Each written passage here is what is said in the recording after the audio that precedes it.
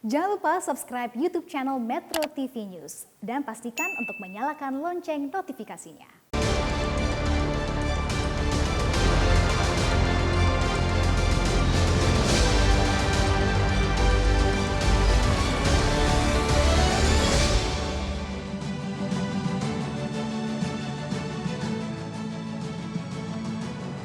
Selamat malam para pemirsa, ketemu lagi di Hot Room dengan saya, Hotman Paris. Dalam waktu belakangan ini timbul berbagai polemik.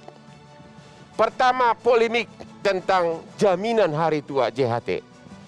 Kemudian polemik tentang BPJS.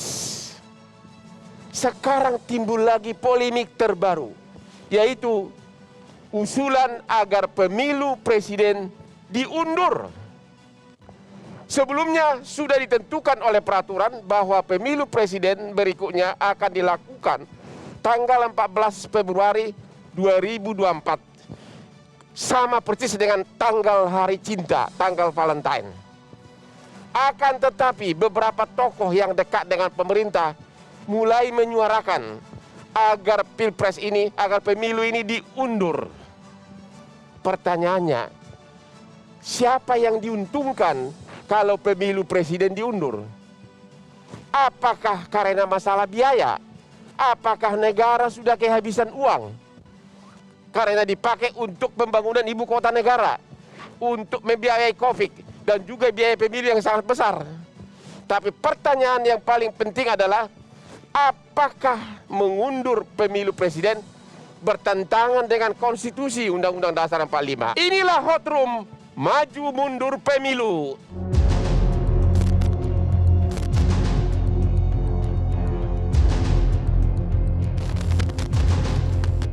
Panggung politik tanah air kembali bergejolak. Penyebabnya adalah cuitan dari salah satu petinggi partai yang mengusulkan agar jadwal pemilu 2024 diundur. Katanya, masyarakat masih cinta sama Presiden Jokowi. Dia juga menambahkan alasan pandemi, di mana banyak kerja Jokowi yang mesti dituntaskan. Aduh.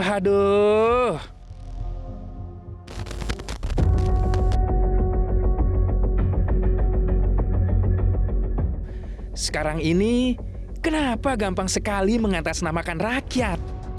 Yakin, ini bukan atas nama pribadi atau partai sendiri. Bisa jadi Anda dan teman-teman Anda yang belum siap bersaing di kancah politik 2024. Iya kan? Kalau sudah begini, maju mundur jadwal pemilu nggak lagi cantik.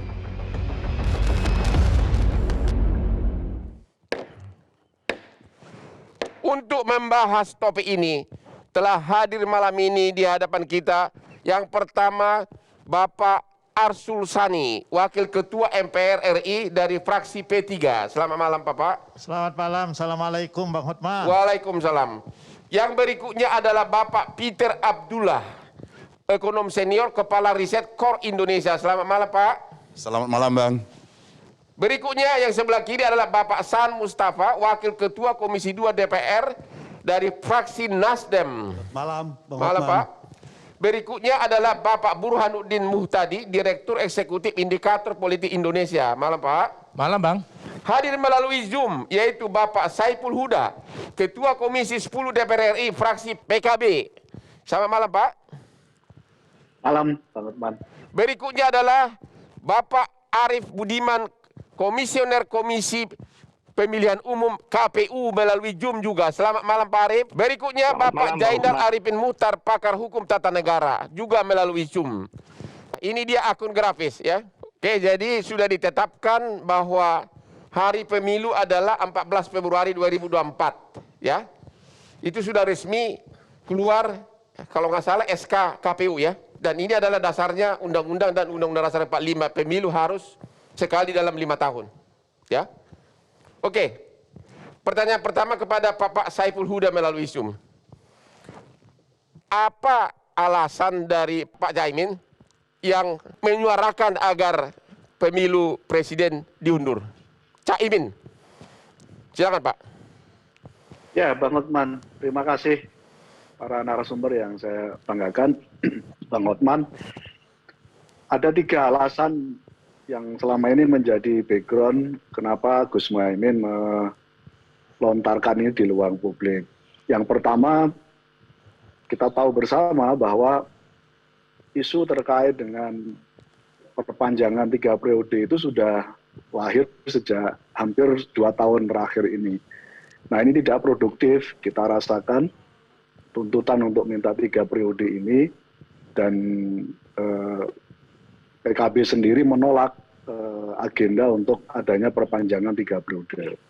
Nah, dalam situasi ini PKB berharap ini harus secepatnya diputuskan, secepatnya harus dibahas dalam satu meja, baik di parlemen oleh partai-partai maupun oleh pihak pemerintah. Nah, karena itu Gus Muhaimin melemparkan ini, semangatnya adalah supaya ini ada pematangan kondisi dan 2 tahun yang akan datang kita tidak dihantui lagi isu terkait dengan ini.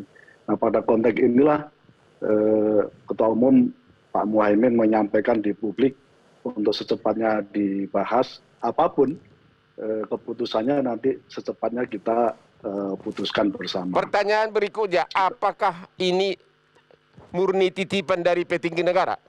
Titipan dengan memakai PKB? Tidak ada, Bang Hotman. Jadi semata-mata kita ingin 2 tahun yang akan datang kita tidak dihantui lagi oleh isu-isu terkait dengan perpanjangan 3 periode.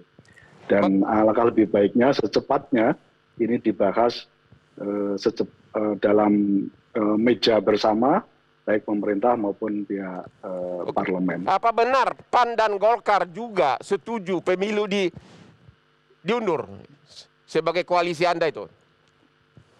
Ya, pasca Pak Muhaimin menyampaikan di ruang publik, lalu direspon oleh PAN, oleh Golkar, itu artinya banyak pihak sebenarnya selama ini sedang memikirkan terkait dengan agenda ini. Jadi yang Anda lihat PAN dan Golkar sudah setuju pemilu diundur? Dari beberapa statement yang hari ini bisa kita baca, baik melalui media online maupun televisi, kita melihat itu. Nah, artinya semakin perlu untuk ini secepatnya dibahas di pimpinan-pimpinan partai. Boleh tahu berapa tahun diundurnya? Boleh tahu usulan dari PKB diundur berapa tahun? PKB mengusulkan 1 tahun. Paling lama maksimal 2 tahun. Maksimal 2 tahun. Kemudian Pak Mustafa, tanggal pemilu sudah ditetapkan, sudah keluar peraturannya, tapi sekarang mau dirubah, ya, diundur. Apa tanggapan Bapak? Ya, pertama kalau tadi disampaikan harus dibahas secepatnya. Ya. Pemerintah, DPR, dan penyelenggara sudah membahas dan sudah memutuskan. Yaitu apa? Bahwa tanggal pemilu itu 14 Februari 2024. Ya. Itu adalah resmi loh, resmi ya. Pemerintah, DPR, dan penyelenggara. Benar. Nah, maka semua sudah menyiapkan proses tahapannya. Itu satu. Ya. Penyelenggara juga sudah dipilih. Ya. KPU, Bawaslu, tinggal dilantik oleh Presiden. Setuju atau tidak usulan ini agar diundur? Kalau Nasdem jelas, dari awal sikapnya tegas bahwa kita tidak menghendaki pemilu diundur. Pertama, kita harus taat dan patuh serta menjaga konstitusi kita. Jadi Nasdem tidak setuju? Tidak setuju lah. Pak Arsul Sani bagaimana? Setuju diundur pemilihan presiden? Tentu jawabannya tidak sesederhana mengatakan setuju atau tidak setuju. Tetapi kalau kita mau sederhanakan, memang tidak setuju. Karena komplikasinya begitu banyak. Ya. Ini seperti yang sama-sama kita ketahui, memerlukan ya amandemen Undang-Undang Dasar. Ya. Mungkin soal amandemennya bisa kita lakukan secara formalitas konstitusional, ya, constitutional formality. Tetapi secara constitutional morality, ya, moralitas konstitusional, saya kira kalau kemudian MPR sebagai lembaga negara yang berwenang, punya kewenangan untuk melakukan perubahan Undang-Undang Dasar dengan memenuhi syarat-syarat tentu yang ditetapkan pasal 37 itu, ya, menurut saya tetap harus perlu bertanya kepada rakyat. Kenapa harus perlu? Karena di negara ini pemilik kedaulatan itu adalah rakyat. Jadi menurut Bapak, Iya. Merubah Undang-Undang Dasar 45 hanya untuk 1 atau 2 tahun perpanjangan itu secara konstitusi immoral atau tidak? Secara moral konstitusi menurut saya tidak pas. Karena ini hanya untuk kepentingan pemegang mandat kedaulatan. Kami semua, Pak Saan, saya, termasuk Presiden itu hanyalah pemegang mandat kekuasaan, bukan pemilik atau pemegang kedaulatan. Terima kasih. Kita istirahat dulu, kita akan bahas secara konstitusional setelah berikut ini. Tetap di Hot Room.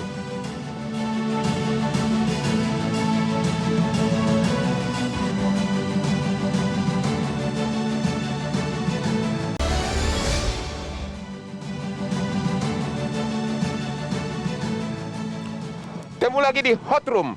Berikut ini kita akan melihat grafis survei jadwal pemilu presiden menurut masyarakat dari grafis survei. Ini grafis dari indikator politik, ya. Pak Burhanuddin, ini maksudnya ini apa nih? Ya. Intinya apa ini? Selaku yang melaksanakan survei ini. Terima kasih Bang Hotman. Ya. Jadi saya melanjutkan apa yang disampaikan oleh Pak Arsul. Jadi elit harus mendengar aspirasi rakyat. Ya. Dan kalau kita lihat data yang ditampilkan di layar, itu ada 3 survei bulan September, November, dan Desember 2021. Dan temuannya sama, yaitu 67-70% masyarakat Indonesia itu menolak pemilu diundur ke tahun 2027. Sampai 70% masyarakat Indonesia menolak pemilu presiden diundur. Persis. Jadi mereka yang setuju pemilu diundur dengan alasan perekonomian nasional atau alasan pemulihan pandemi seperti yang disampaikan oleh para elit PKB atau PAN, itu hanya didukung kurang dari 1/4 warga. Bahkan trennya turun dibanding bulan September. Semakin turun? Semakin turun. Termasuk kalau kita breakdown, misalnya mereka yang setuju atau tidak setuju tadi berdasarkan basis konstituensi partai. Pemilih PAN, itu kita temukan 82% tidak setuju pemilu diundur. Justru PAN? Pemilih PAN 82%. Wah. Jadi Pak Zulkifli Hasan harus refleksi. Suara untuk menunda pemilu itu menyuarakan aspirasi siapa? PKB gimana? PKB 71%, pemilih PKB di 2019 juga tidak setuju Tidak setuju juga pemilu diundur. Nah, Golkar gimana? Golkar 57% yang tidak setuju. Jadi mayoritas pemilih ketiga partai yang elitnya punya suara untuk menunda, itu pada dasarnya ditolak oleh basis konstituensinya sendiri. Termasuk mereka yang dekat dengan warga NU, itu sekitar 70% orang NU itu juga tidak setuju. Ini grafis artinya apa nih? Bapak terangkan lagi. Nah, ini kita punya pertanyaan soal kepuasan atau tidak kepuasan terhadap presiden. Nah, kita temukan pola bahkan di antara pemilih yang puas terhadap kinerja Pak Jokowi itu tidak serta-merta meminta penundaan. Ini argumen perlu saya sampaikan karena Pak Zulkifli Hasan mengatakan karena kepuasan terhadap masyarakat tinggi, maka masyarakat meminta agar masa jabatan presiden diperpanjang. Berapa persen masyarakat yang puas terhadap pemerintahan Jokowi? Di data saya 71%, di data Kompas 74%. Betul, puas. Puas 70%, oke. Nah, kita breakdown itu Bang Hotman. Yang warna biru itu adalah mereka yang puas, kemudian kita korelasikan dengan sikap mereka apakah pemilu ditunda atau tidak. 61,6% dari warga yang puas terhadap kinerja Pak Jokowi tidak setuju pemilu ditunda. Jadi dari 70% warga yang mengatakan puas terhadap kinerja Jokowi, sebagian besar menolak untuk pemilu diundur. Betul. Artinya pemilih Pak Jokowi sendiri yang puas itu taat konstitusi. Nah, cara paling mudah adalah melihat orang seperti Joko Kelas Kakap nih, Ade Armando. Itu berkampanye supaya pemilu tetap sesuai dengan jadwal. Jadi salah kalau orang mengatakan bahwa karena masyarakat puas serta-merta meminta agar jadwal pemilu diundur. Itu tidak sehitam putih seperti yang disampaikan oleh para elit. Nah, ini kita punya formulasi pertanyaan yang berbeda. Jadi nama Pak Jokowi kita langsung sebut dalam pertanyaan atau wording. Setuju tidak setuju masa jabatan Presiden Jokowi ditambah hingga tahun 2027 agar penanggulangan pandemi dan pemulihan perekonomian nasional bisa diselesaikan secara tuntas. Nah, datanya dengan pertanyaan yang secara langsung menyebut nama Pak Jokowi itu hasilnya sama dengan sebelumnya. Kalau kita jumlahkan mereka yang kurang setuju atau tidak setuju dengan pernyataan tadi, itu 58% itu tetap tidak setuju Pak Jokowi ditambah. 58% tidak setuju masa jabatan presiden ditambah. Dan hanya 35% yang setuju. Artinya bahkan di antara mereka yang tidak setuju, banyak di antara mereka yang sangat kuat. Ini hasil survei Bapak ini digiring atau memang murni ini? Tidak, ini murni. Bukan dibayar? Tidak, justru saya Bang Hotman itu agak gundah.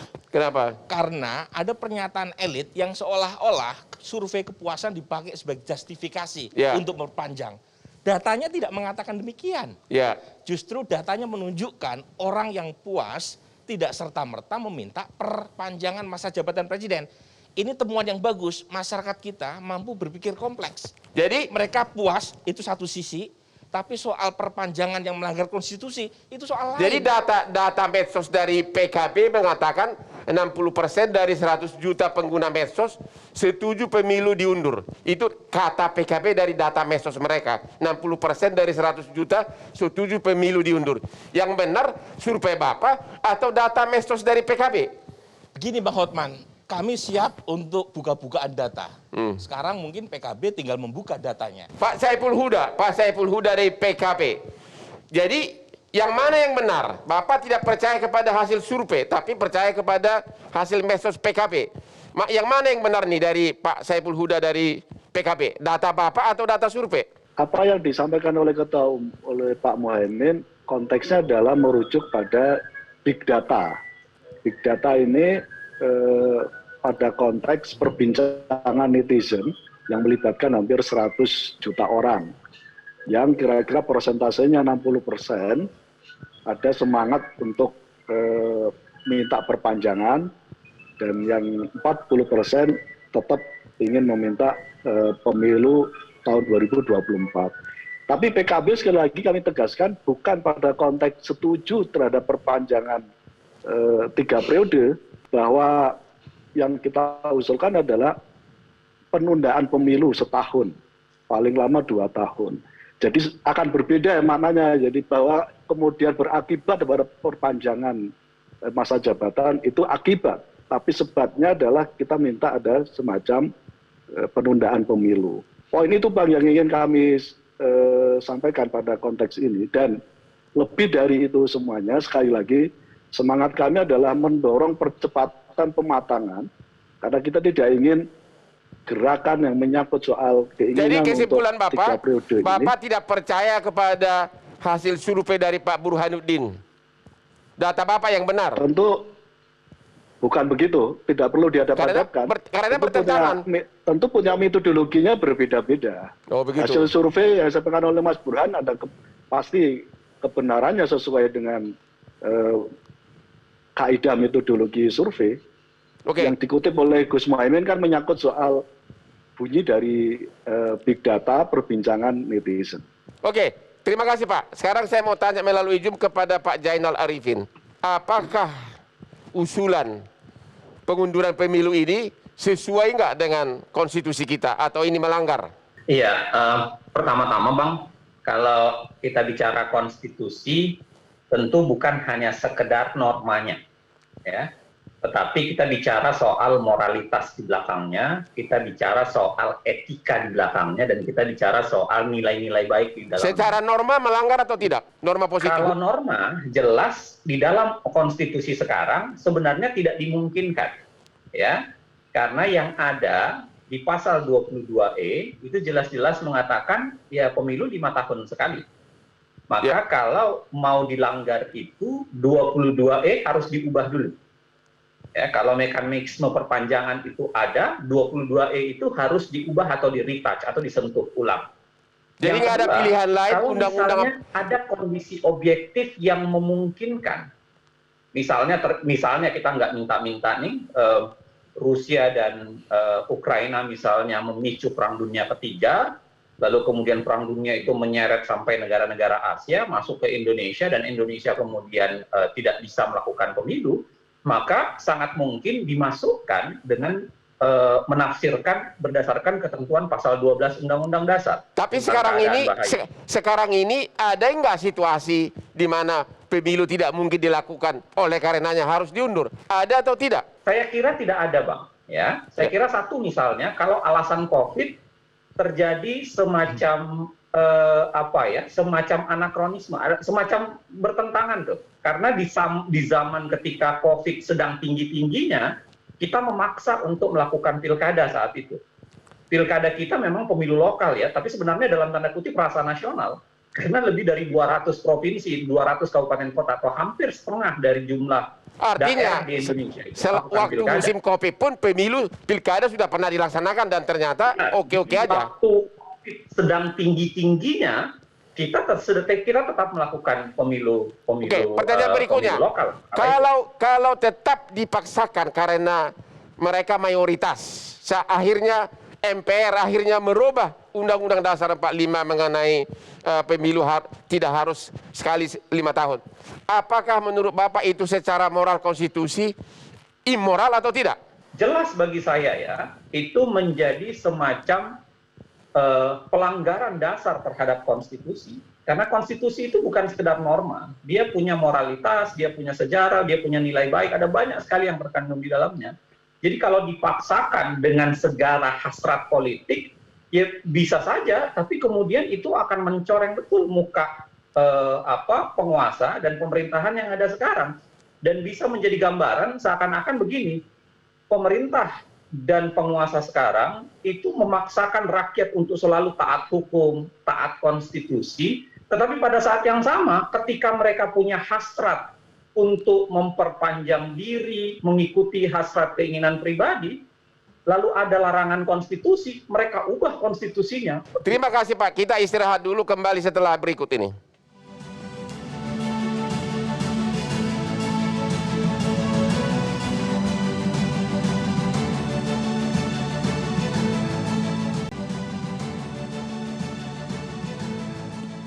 Temu lagi di Hot Room. Pertanyaan melalui Zoom kepada Bapak Arief Budiman, Komisioner Komisi Pemilihan Umum atau KPU. Pak Arief, jadwal pemilu sudah ditentukan melalui pembahasan yang sangat alot. SK-nya pun sudah ada. Emang bisa dirubah begitu saja, Pak? Bagaimana sikap Bapak?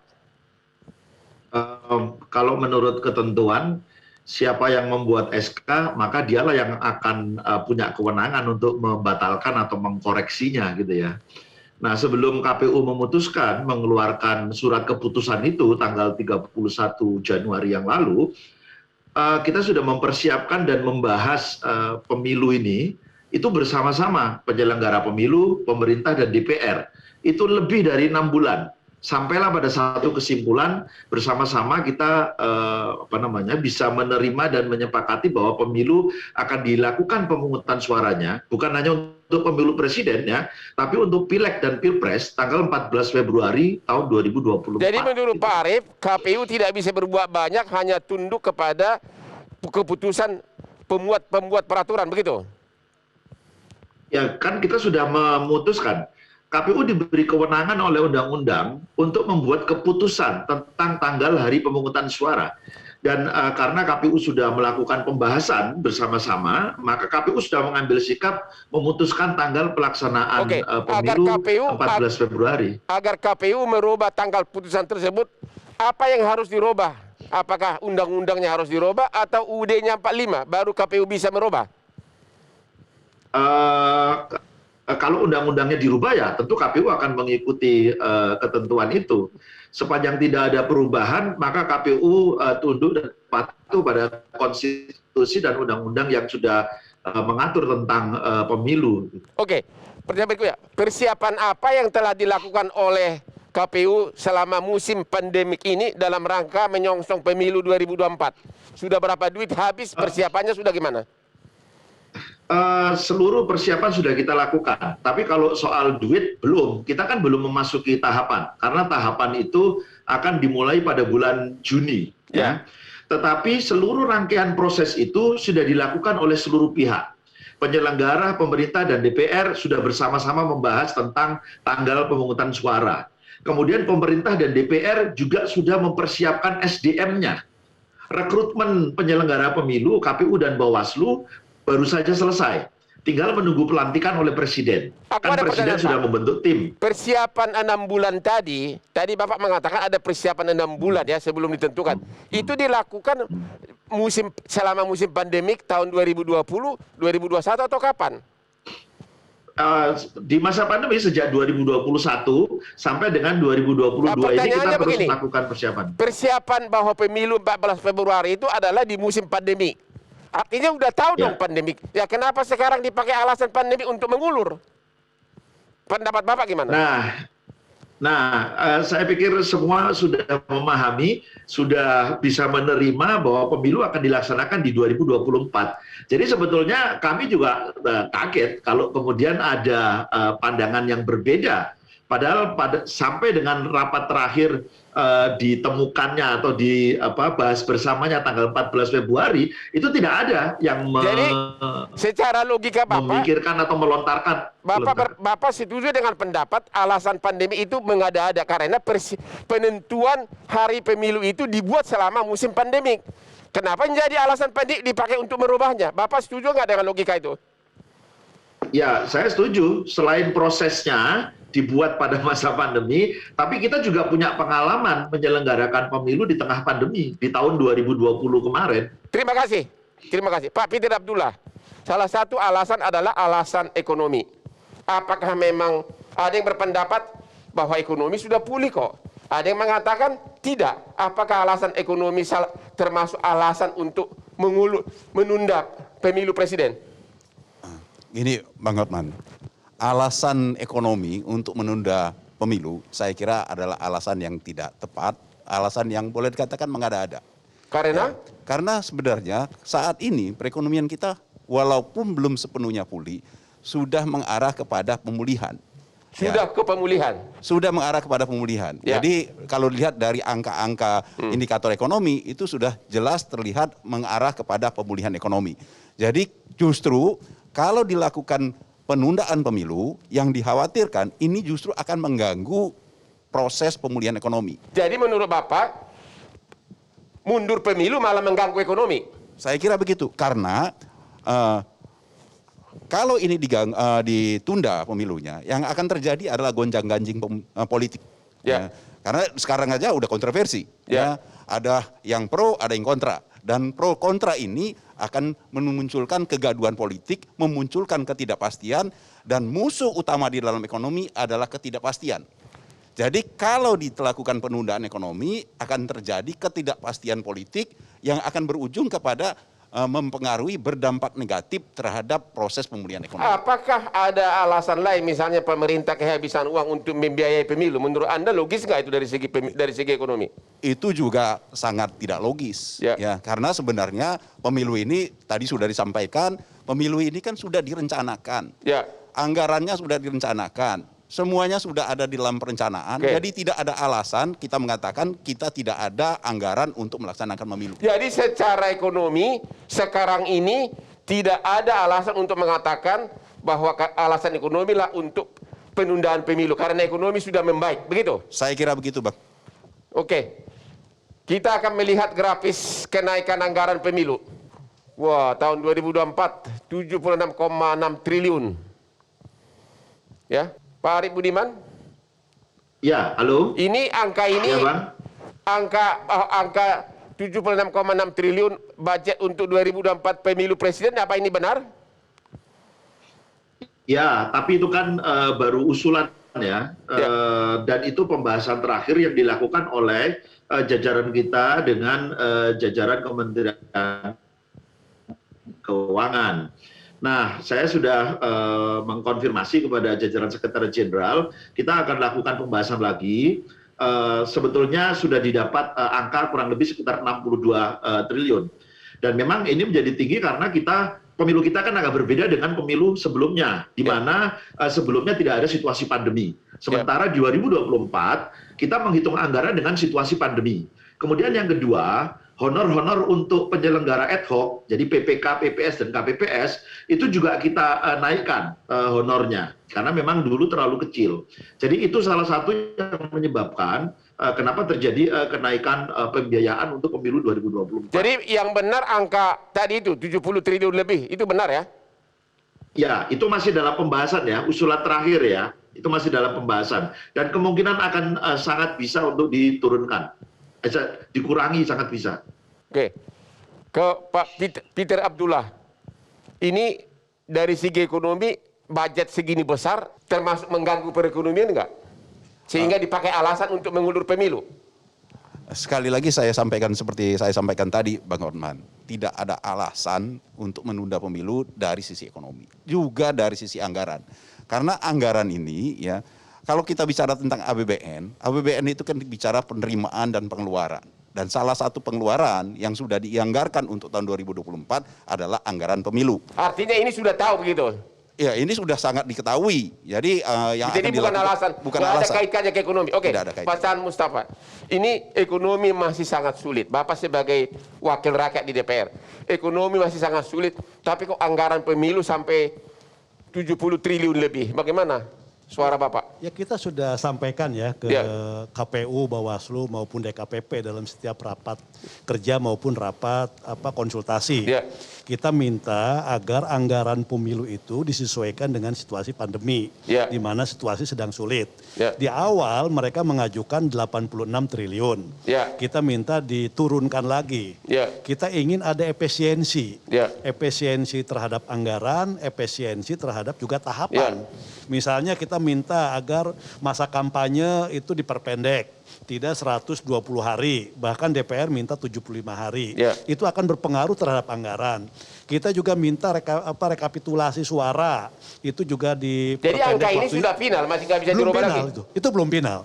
Jadi angka yang disampaikan oleh KPU ini belum final, ini masih memungkinkan untuk mengalami penurunan. Bapak apakah dari partai Bapak akan minta diturunkan atau bagaimana? Itu pasti minta diturunkan. Hampir semua anggota Komisi 2 setiap rapat itu minta diturunkan. Menjadi berapa persen? 50 triliun? Kita minta ini untuk disisir kembali dari setiap tahapan. Jadi tahapan mana dalam PKPU itu nanti yang bisa dihemat anggarannya. Tadi kalau kampanye misalnya diperpendek, pasti tahapan akan berubah. Yang kedua kita ketika pemutakhiran data. Sekarang masih pandemi, pemutakhiran data kita mau menggunakan sistem teknologi informasi. Bukan lagi misalnya secara fisik. Nanti verifikasi faktual partai politik terkait dengan soal keanggotaan dan sebagainya. Kita juga minta verifikasi faktual itu menggunakan teknologi informasi secara dan sebagainya. Itu akan banyak menghemat. Oke, jadi ini yang kita simulasikan, Pak Hotman. Jadi masih Bapak dari Nasdem masih akan berjuang agar biaya ini turun begitu? Ya, akan kita berjuang untuk bisa diturunkan. Terima kasih, kita istirahat dulu setelah yang berikut ini.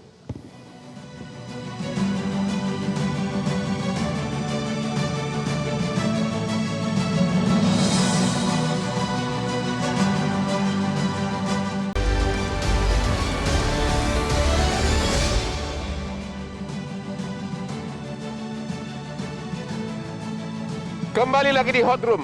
Pak Arsul Sani sebagai Wakil Ketua MPR. Ada dua pertanyaan. Pertanyaan pertama, menurut analisa Bapak sebagai politikus, alasan pandemi dan ekonomi, apakah itu hanya alasan yang dibuat-buat? Sebenarnya tujuannya adalah untuk memperpanjang masa jabatan Jokowi karena sudah berakhir 2 periode.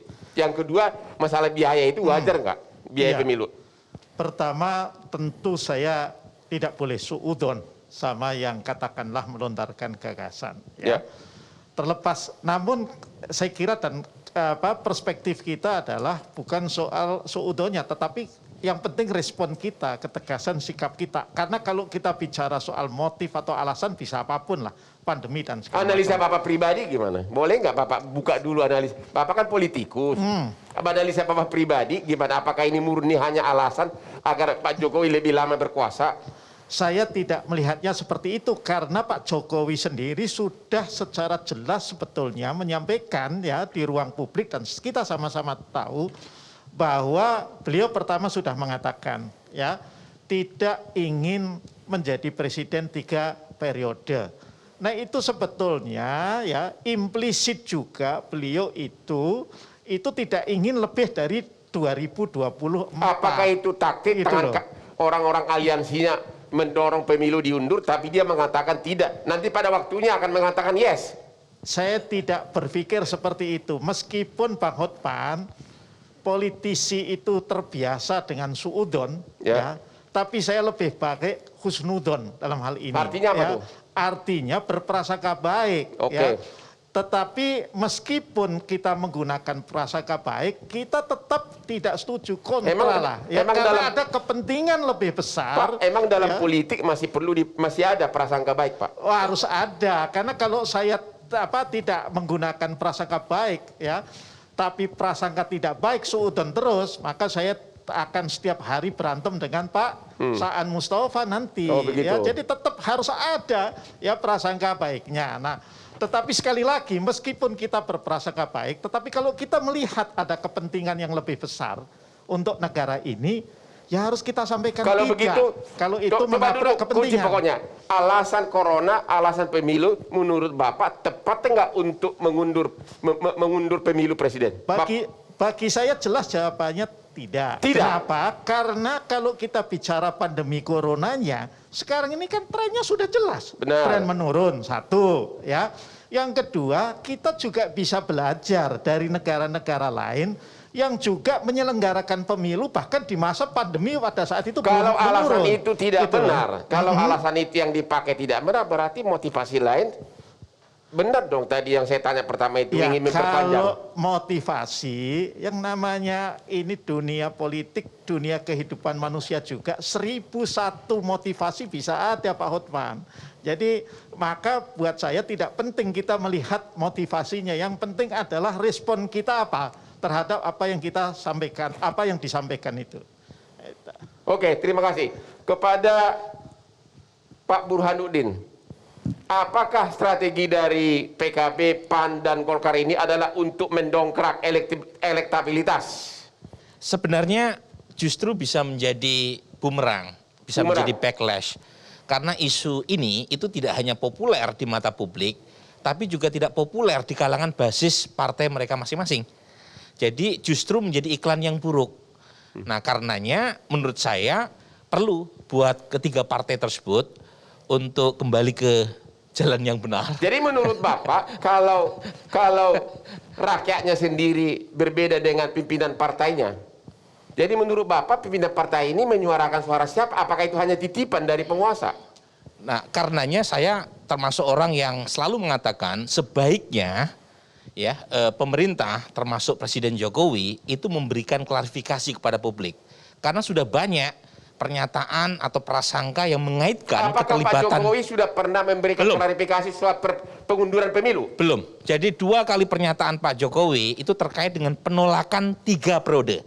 Hanya 3 periode. Tetapi belum ada pernyataan beliau secara verbatim mengenai setuju tidak setujunya masalah perpanjangan masa pemilu. Pimpinan-pimpinan partai aliansinya justru yang menyuarakan ini, yaitu tadi PKB, kemudian PAN, juga oleh Golkar. Apakah itu indikasi bahwa memang Pak Jokowi juga memang maunya diperpanjang, diundur pemilu? Tidak ada kebetulan dalam politik. Tidak ada kebetulan dalam politik. Artinya apa itu? Pasti kan ada semacam orkestrasi. Nah, orkestrasinya itu sudah ada yang mengaitkan ke istana. Nah, istana menurut saya perlu memberikan klarifikasi. Kalau misalnya klarifikasi itu tidak cukup, kan hanya disampaikan misalnya oleh Valdo Maldini, tentu publik masih mengait-ngaitkan peran istana. Hari ini misalnya CNN Indonesia merilis keterlibatan tangan pemerintah dalam urusan penundaan. Nah, menurut saya memang harus Pak Jokowi sendiri. Kalau misalnya Pak Jokowi sendiri yang mengatakan enough is enough, tidak boleh diundur, saya taat pada konstitusi, saya kira PKB, kemudian PAN dan Golkar akan sami'na wa ta'na. Terlepas dari fakta sebenarnya, analisa Bapak, mana yang benar? Pak Jokowi mendukung pengunduran pemilu atau tidak? Analisa Bapak dulu.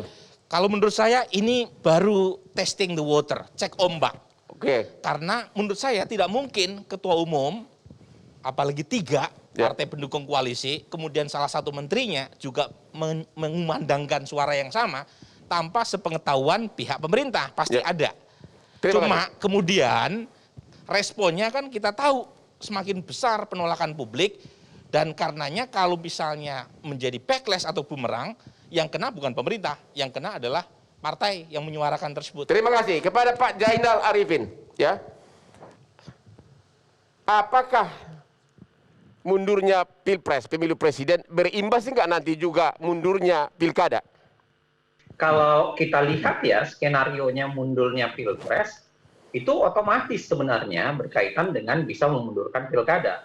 Ya. Walaupun tanggal pilkada itu diatur secara berbeda, ya, karena dia langsung ada di dalam undang-undang. Berbeda barangkali dengan konsep pemilu presiden yang itu penentuan tanggalnya adanya di KPU dengan pembicaraan bersama dengan pemerintah dan DPR.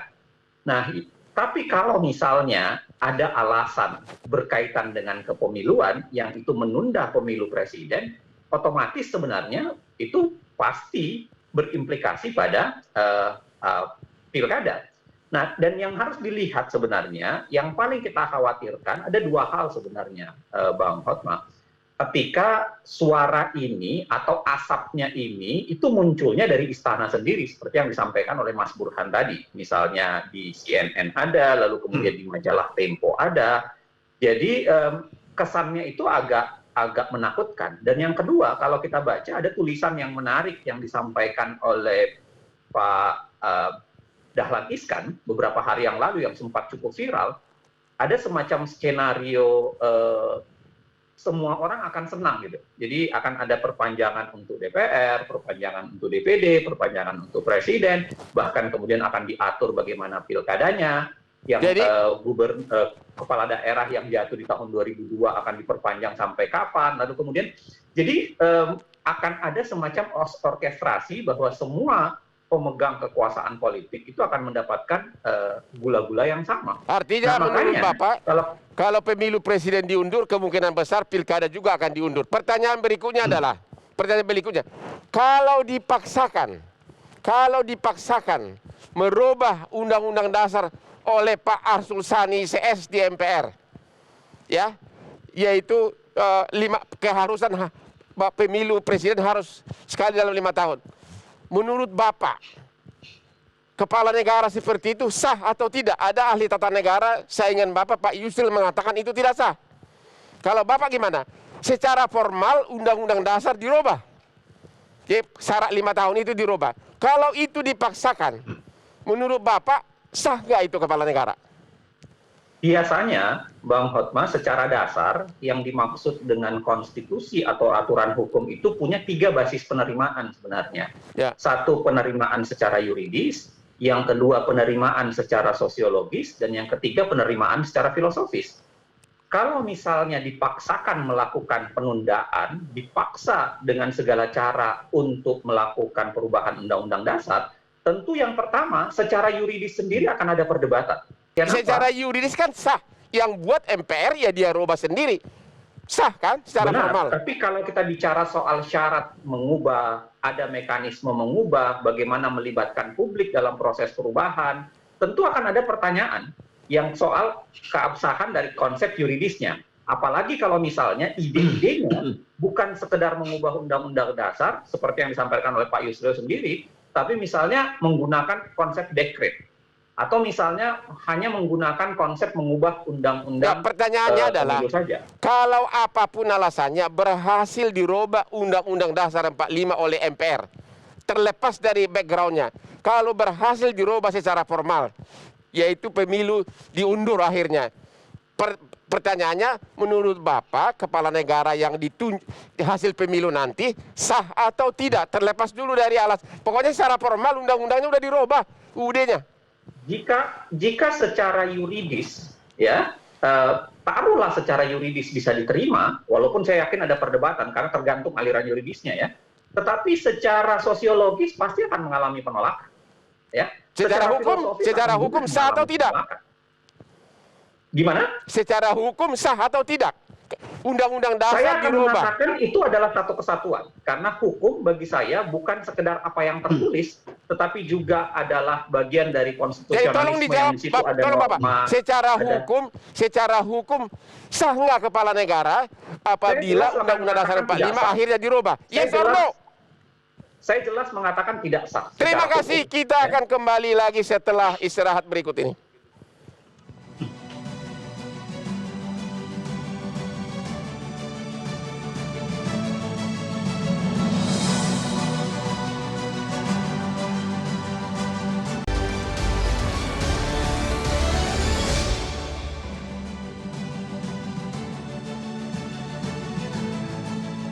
Temu lagi di hot room, Pak Saan Mustafa.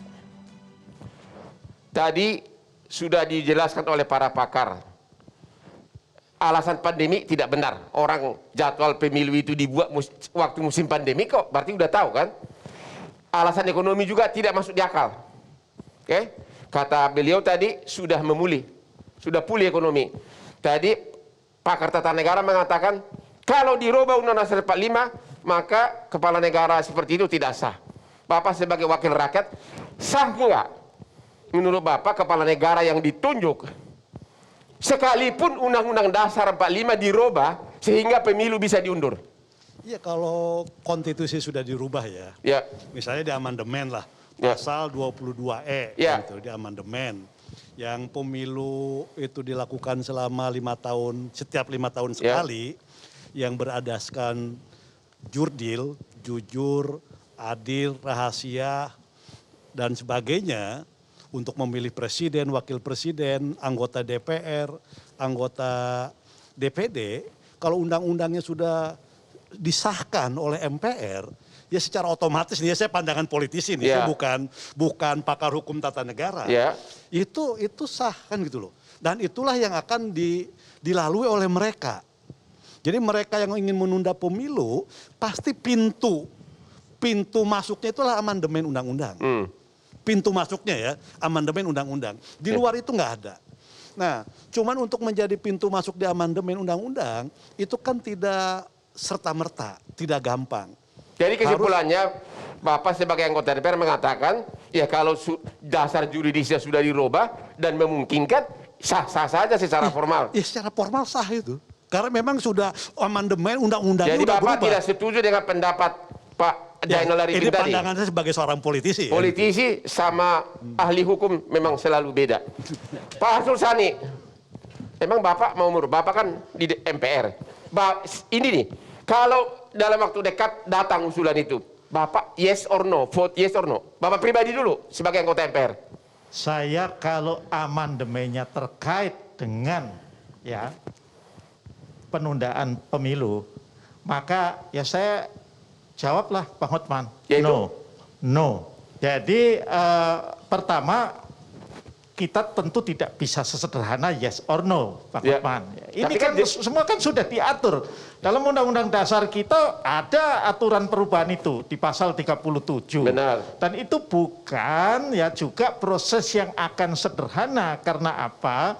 Ya, karena pertama di kalangan fraksi-fraksi, MPR itu ada 9 fraksi plus 1 kelompok DPD, 10 berarti. Itu sudah berbeda-beda posisinya. Tapi dari segi koalisi, yang pro Jokowi kan boleh dikatakan mayoritas di MPR. Iya, betul. Jadi menurut Bapak, karena mayoritas di MPR, kalau memang istana maunya begitu bakal gol gitu. Kan kita tidak bisa berandai-andai berkalo-kalo. Yang kita lihat sekarang sajalah, konstelasi sekarang kan sudah jelas. Yaitu apa? Jelasnya apa? Ya jelasnya dari koalisi pemerintah ada PDI Perjuangan, ada Nasdem, artinya apa itu? ada Gerindra, ada P3, jelas tidak menyetujui penundaan pemilu. Nah, termasuk kami P3. Nah, kalau kita istiqomah konsisten, artinya maka amandemen itu tidak akan terjadi. Karena kan seperti itu. Belum nanti ditambah teman-teman DPD, mereka orang perorangan. Paling tidak kalau kita baca dari statement ketua DPD-nya kan juga tidak setuju. Jadi analisa Bapak bakal gol nggak kalau Undang-Undang 45 itu dirubah? Yes or no? Kalau memperhatikan konstelasi sekarang, jawabannya tidak akan gol. Terima kasih. Kepada Bapak Saiful Huda, tadi Pak Jainal Arifin sudah membuat keterangan panjang lebar. Skenario-nya itu agar semua senang. Apakah ini yang diinginkan oleh PKB? Tidak Bang, kita belum sampai ke sana ya. Tahapan yang kita pikirkan adalah kita pastikan dulu terkait dengan lontaran Gus Muhaimin kan semangatnya salah satunya satu, kita ingin menuntaskan wacana yang sedang berkembang 2 tahun terakhir dan berpotensi terus akan berkembang 2 tahun yang akan datang. Diputuskan dulu aja dalam satu meja. Apakah pimpinan partai semua setuju atau tidak? Kalau misalnya nggak setuju, ya sudah, berarti kita kembali pada tahun 2024 kita melaksanakan pemilu. Atau pemerintah mau mendahului untuk menyampaikan sikap politiknya. Nah, ini penting. Jadi sekali lagi semangat kami adalah supaya ini kita dalam rangka untuk memutuskan wacana terkait dengan adanya gerakan keinginan 3 periode. Apakah pimpinan PKB sebelumnya sudah bisik-bisik nggak dengan Jokowi sebelum bos pimpinan PKB menyuarakan pengunduran pemilu ini? Restu istana nggak nih? Tidak ada Bang, tidak ada. Ketua Umum Pak Muhaimin menyampaikan alasan salah satunya kan faktor ekonomi karena beliau hampir 6 bulan ini keliling sebagai calon presiden. Keliling ke berbagai daerah mendapati aspirasi yang memang ada yang meminta supaya pemilu ditunda. Dan itu disampaikan saja sebagai bagian dari menyampaikan apa yang menjadi unek-unek di publik, disampaikan begitu saja. Kalau pemilu tidak diundur, bukankah bisa dapat presiden yang lebih bagus? Pendapat Bapak gimana? Betul, karena itu semangat kami kan tidak menambah periode, bahwa penundaan ini berakibat penambahan masa jabatan, itu konteksnya adalah akibat. Gitu. Pertanyaannya, apa manfaatnya cuma 1 tahun doang? Apa manfaatnya gitu loh? Siapa yang diuntungkan dengan 1 tahun itu? Kalau diperpanjang masa jabatan presiden 1 tahun? Tentu ini bisa diperdebatkan Bang, pada aspek ekonominya. Kita bisa bayangkan, kita punya jeda 2 tahun untuk menjaga recovery yang sekarang sudah tumbuh bagus ya 3,6%. Emang kalau presiden ganti, presiden yang baru tidak bisa menjaga recovery ekonomi? Emang presiden yang baru pasti tidak mampu? Pasti ada jeda. Kita bayangkan begini ya Bang Kirat. Kita akan memulai pemilu tinggal 2 tahun lagi. Ini akan terjeda 1 tahun persiapan, 1 tahun lagi nanti pelaksanaan, 1 tahun lagi ketika terpilih presiden baru, dia akan melakukan konsolidasi juga. Jadi kita membayangkan ada freeze ekonomi selama 3 tahun, karena kita habis untuk persiapan pelaksanaan dan rezim baru gitu. Beberapa analis mengatakan malah kita akan kembali pada T0, tidak pada recovery yang sudah tumbuh bagus hari ini 3,6%. Jadi perdebatan ini pasti akan muncul terus. Nah, kepentingan PKB adalah secepatnya ini untuk disikapi, menuntaskan wacana ini supaya kita tidak dihantui 2 tahun ke depan terkait dengan isu. Terima kasih, saya lupa tadi. Kalau P3 gimana Pak? Partai P3 gimana? Setuju atau tidak secara partai? Secara partai, ya kita sudah menyampaikan, saya kira arahnya adalah tidak setuju. Tidak setuju? Iya. Oke, Pak Burhan, kalau akhirnya pemilu diundur, yang diuntungkan siapa? Yang paling beruntung siapa? Ya, tentu saja yang diuntungkan adalah presiden dan seluruh pejabat politik. Karena kekuasaannya langgeng gitu? Karena kekuasaannya ditambah. Apakah kalau termasuk menterinya juga otomatis bertambah? Persis, kecuali kalau di-reshuffle oleh presiden. Ya. Dan tentu akan menimbulkan apa yang Mas Budiman Tanurejo sampaikan sebagai politik gratifikasi konstitusional.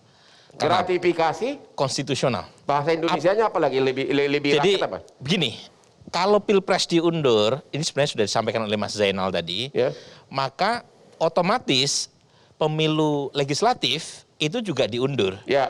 Kemudian punya implikasi ke pilkada. Akhirnya semua happy. Semuanya happy. Dan akhirnya yang terjadi adalah semua pejabat publik mendapatkan gratisan masa jabatan tanpa melalui proses pemilu. Jadi keuntungannya semua pejabat publik mendapat masa jabatan gratis gitu? Gratis selama 3 tahun. Dan itu punya implikasi jangka panjang. mandat apa yang diterima oleh seluruh pejabat politik untuk bisa menjalankan mandat publik tanpa melalui proses pemilu. Terima kasih. Pak Peter, tadi kan dia bilang semua pejabat yang berkuasa sekarang ini yang akan diuntungkan dengan apabila pemilu diundur. Kalau pengusaha bagaimana? Diuntungkan nggak apabila pemilu diundur?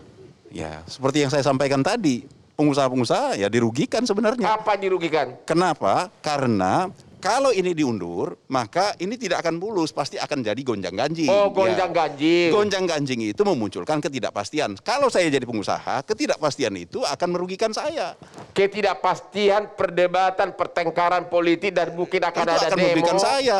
Akan membuat ekonomi jadi terganggu. Ya, kecuali kalau memang kesepakatan semuanya sepakat, mulus, saya sebagai pengusaha Tapi ini ya kan happy-happy sudah aja. hampir karena memang koalisi Pak Jokowi sudah berapa persen Pak sekarang ini di MPR?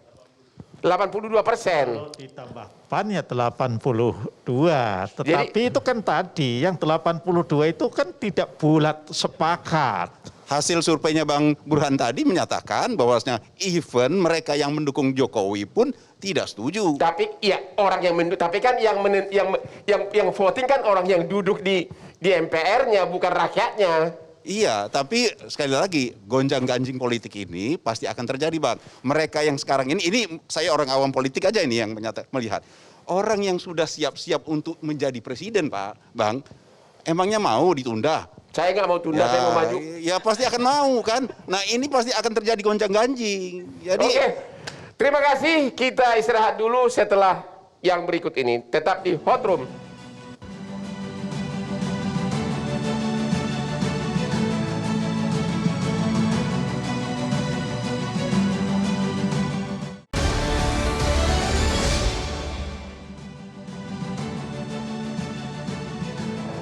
Ketemu lagi di Hot Room. Tibalah kita ke segmen kesimpulan. Saya minta kepada para narasumber memberikan kesimpulan kurang dari 1 menit.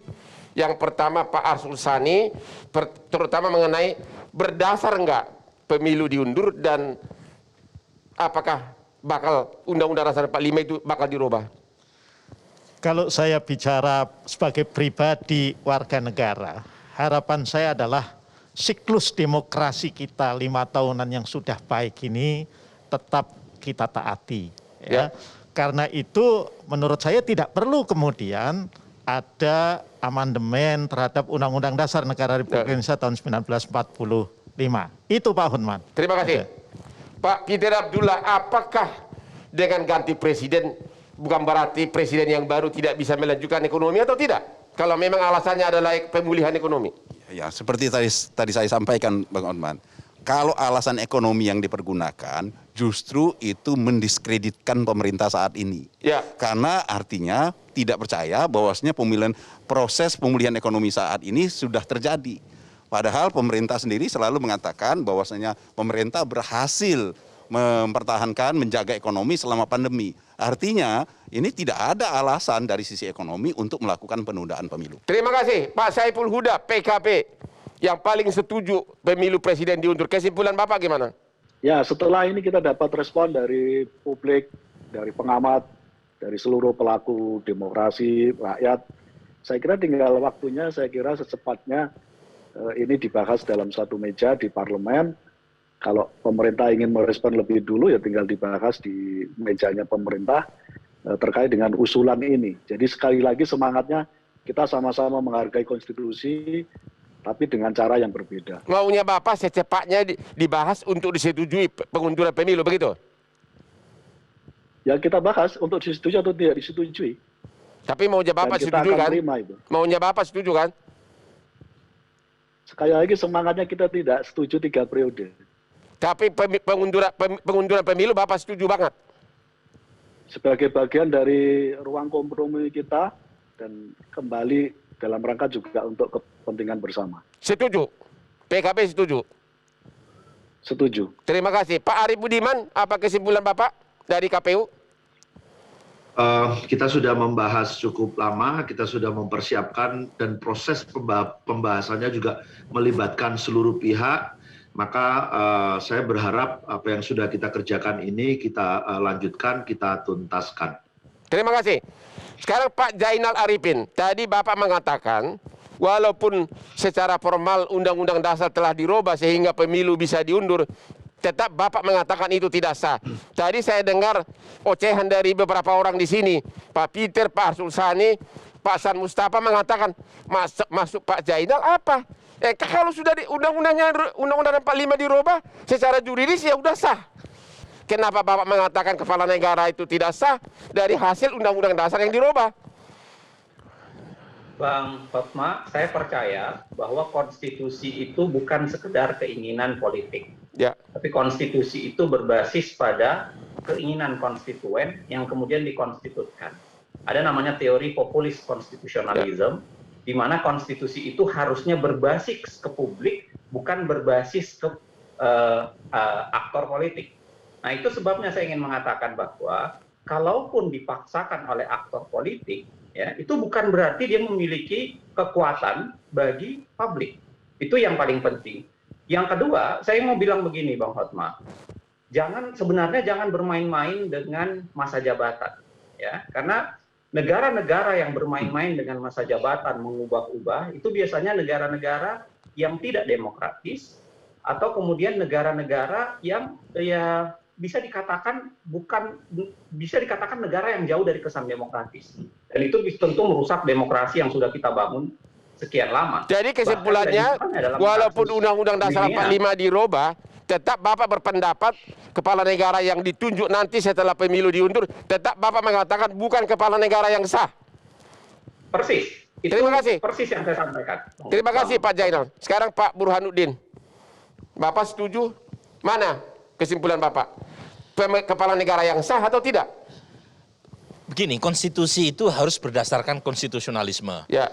Yaitu pembatasan kekuasaan. Pembatasan kekuasaan itu dicirikan oleh dua. Satu, pembatasan kewenangan kekuasaan agar tidak sewenang-wenang terhadap pemerintah Pembatasan rakyat. kekuasaan dengan undang-undang Yang dasar. kedua, pembatasan masa kekuasaan. Dengan undang-undang dasar. Dengan undang-undang dasar. Kalau undang-undangnya dirubah, nah itu berarti prinsip konstitusinya itu sudah tidak lagi mengandung prinsip konstitusionalisme.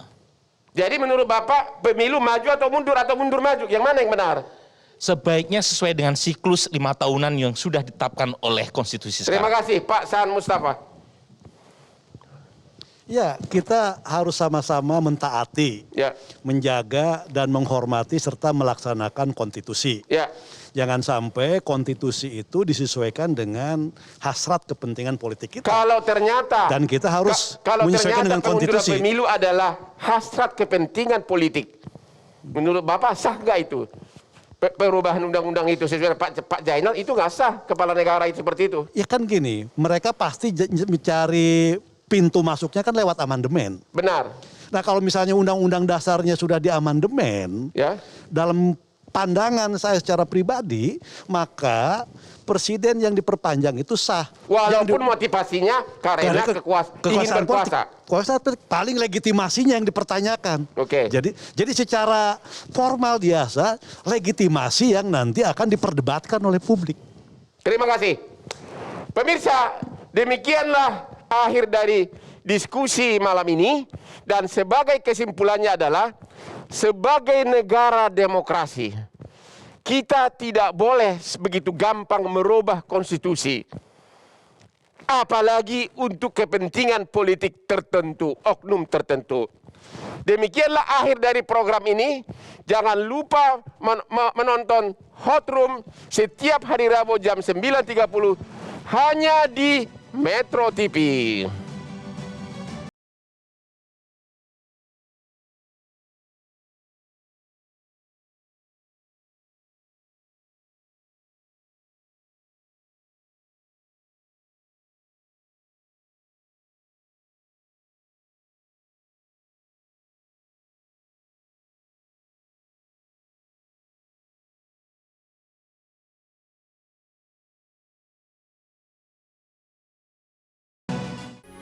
Metro TV